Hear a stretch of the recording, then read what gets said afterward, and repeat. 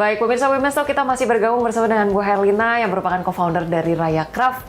Bu Herlina tadi berbicara mengenai kerjasama antara UMKM, antara Raya Craft sendiri dengan pemerintah. Ini dijalin salah satunya juga dengan Bank Indonesia. Nah, kabarnya ada beberapa penghargaan yang diraih oleh Raya Craft. Ini boleh di-share seperti apa, Bu? Iya, tahun lalu kami dapat apresiasi dari Bank Indonesia sebagai binaan orientasi ekspor terbaik dari DKI Jakarta.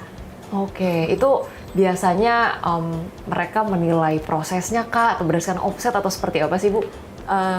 Setahu saya lewat omset sih. Oke, jadi benar-benar dilihat hasil akhirnya begitu ya, dan Betul. memang Raya Craft sendiri membuktikan penjualan di pangsa internasional ini banyak, walaupun sebetulnya penjualannya nggak hanya ke internasional aja, tapi tadi ada project juga di dalam negeri. Nah, itu Betul. mungkin boleh di-share seperti apa, Bu? So far kita memang ada kerjain beberapa project yang ada di Indonesia, kayak di Bali. Yes. Kita ada kerjain project panel, project railing tangga dari. Yeah. Jadi tapi semuanya itu adalah hand woven. Jadi semuanya anyaman tangan. Kita juga ada project membuat display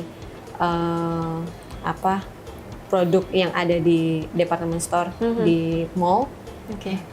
Terus dan beberapa project-project cafe dengan dari teman-teman kontraktor sih. Jadi kita kolaborasi juga dengan kontraktor design and build yang kita subkon di bagian furniture-nya, home decor-nya, lampshade gitu. Oke. Produk terbesar gitu untuk project base tuh bisa apa, Bu? Furnitur seperti apa?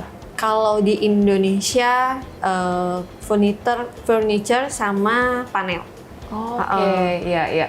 Nah, kalau yang pembuatan skala masif itu melibatkan pengrajin-pengrajin dari daerah semua juga, atau Betul. rekrut lagi tambahan seperti apa, Bu? Nah, kami itu punya beberapa kelompok pengrajin yang memang mereka punya spesialisasi beda-beda. Oke. Gitu. Jadi yang biasanya kerjain panel, mereka ya spesialnya di panel. Gitu. Kalau di keranjang, mereka di keranjang. Gitu. Oke, menarik. Nah, tadi kalau sudah diceritakan berbagai macam proses yang dilakukan oleh Raya Craft dari tahun 2021. Oke, 2021 sampai 2025. Mungkin by the process gitu, tantangan-tantangan apa saja sih, Bu, berarti sekitar 4 tahun lalu ya, sampai dengan hari ini mendirikan industri bisnis di industri kria yang tujuannya memang marketnya kebanyakan di luar gitu. Tantangannya seperti apa saja yang mungkin bisa menjadi inspirasi buat pemirsa di rumah? Tantangan untuk khususnya kerajinan rotan, kami karena lebih banyak menggunakan material natural, jadi kita cukup bergantung dengan cuaca. Iya. Selain itu juga kita 100% handmade. Oke. Jadi resiko errornya memang lumayan banyak. Nah, itu yang harus kita quality control dengan ketat. Yap. Gitu. Nah, ini untuk rotan sendiri yang dibikin sama Raya Craft ini kan hampir semua, bahkan mungkin semuanya rotan asli ya, Bu ya? Ada juga kita pakai yang sintetis saat ini, cuman itu sudah grade eco-friendly sih. Sudah grade eco-friendly. Nah, tadi kalau Bu Raya sempat share, jadi Bu Raya ya.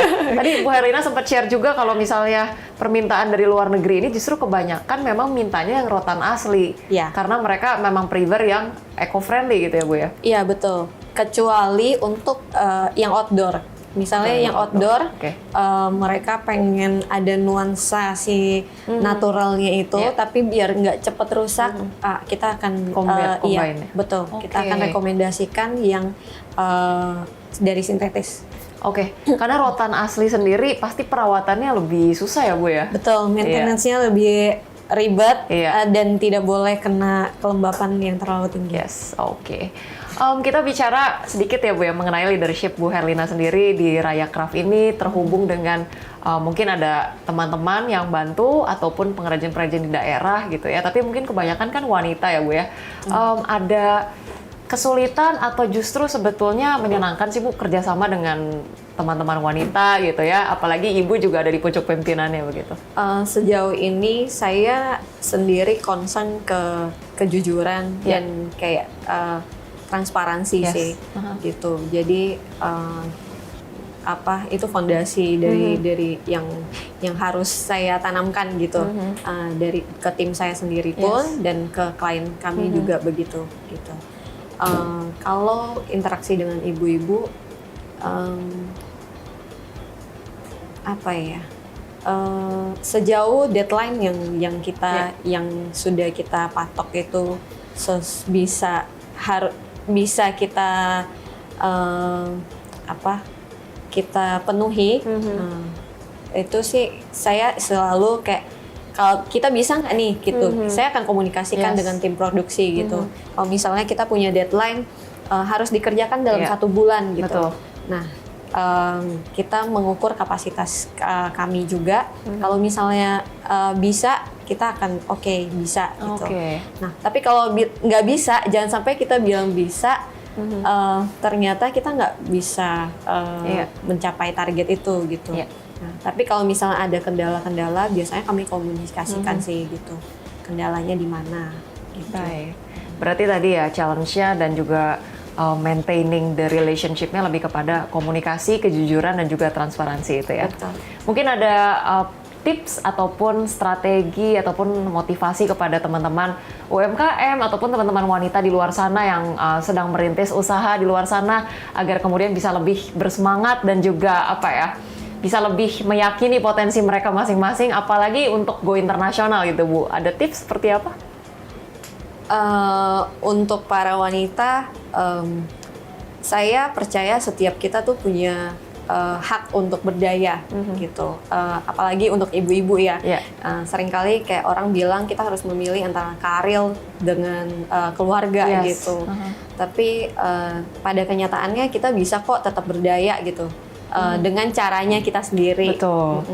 Dengan kita berdaya, kita bisa berimpact lebih luas, bukan cuma di keluarga, tapi juga ke orang-orang terdekat dan masyarakat gitu. Dan untuk teman-teman yang sedang berjuang, saya sendiri juga masih berjuang sih gitu.